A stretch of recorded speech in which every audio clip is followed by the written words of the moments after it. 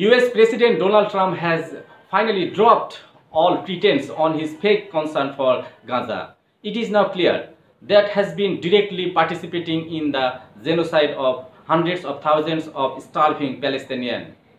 Up until now, you and I looked at the visual of deprived Israeli terrorists laughing after mercilessly murdering Palestinian children and babies with utter shock. We wonder what kind of psychopaths these Israelis were that they celebrated their action of starving children and babies, shooting them dead for fun. Well, it has now emerged that not only are these Israeli psychopaths suffering from mental derangement, but joining the depravity has been the President of the United States of America, as if the complete destruction of Gaza was not enough. This convicted felon has now given his approval to war criminal Benjamin Netanyahu for the complete occupation of Gaza. The bloodthirsty terrorist of Polish descent who ought to have been in jail for crimes against humanity flaunted the support for more genocide for Trump on Fox News today.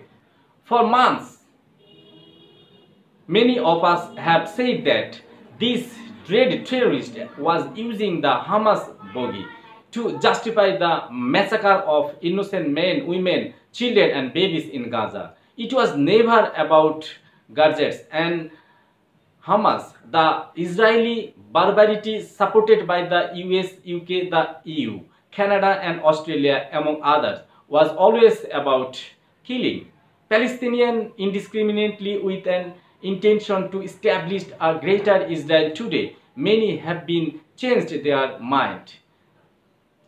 They include politicians, the UK, France, Canada, Australia and some media representatives such as Piers Morgan, etc. Netanyahu's latest announcement on Fox News and Trump's support for this occupation clearly prove that it was a part of a well-planned Western strategy to starve of 2 billion Palestinians for over 5 months. Trump was all alone and active participant in this genocide. Just see how the State Department chief reacted when a reporter asked him about Trump's support to Israeli occupation of Gaza.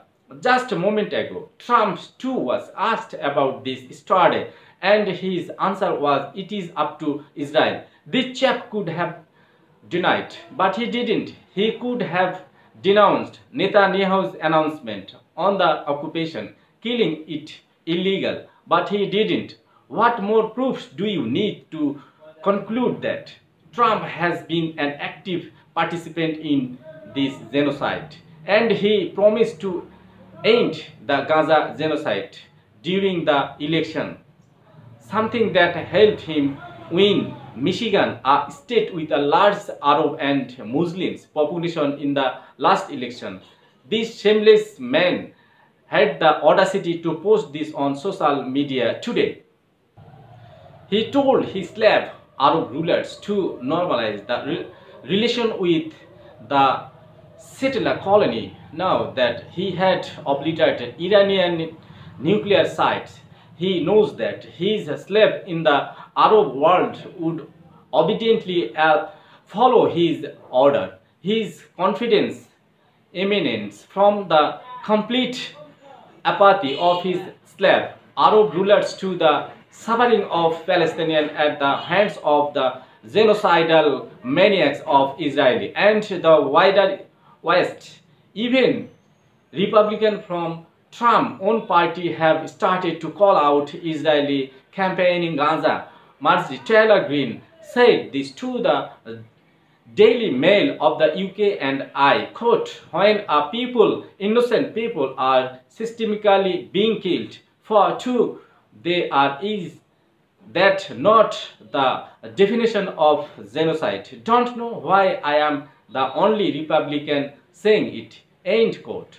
Imagine the kind of world we live in, a Republican lawmaker in the US has courage to call it a genocide, but slave Arab Sheikh don't. No wonder the real owner of the US, the APEC, has launched a despite attack on Green and other lawmakers. APEC has started raising funds, millions of dollars, with an intention to ensure the defeat of these lawmakers in the next elections. Israel has also been killing American citizens in the occupied West Bank, where this corrupt US House Speaker Mike Johnson visited last week to justify the murder of US nationals. When a reporter to ask this horrible woman from the State Department, she had her usual nonsense. Israel would investigate its own crime. This is a definition of American first, which effectively means the genocidal and rogue regime of terrorist Netanyahu's first. Was this visual from the occupied West Bank, where Israeli terrorists, with the support of the rogue Trump administration, has been displacing Palestinians and occupying their homes and properties.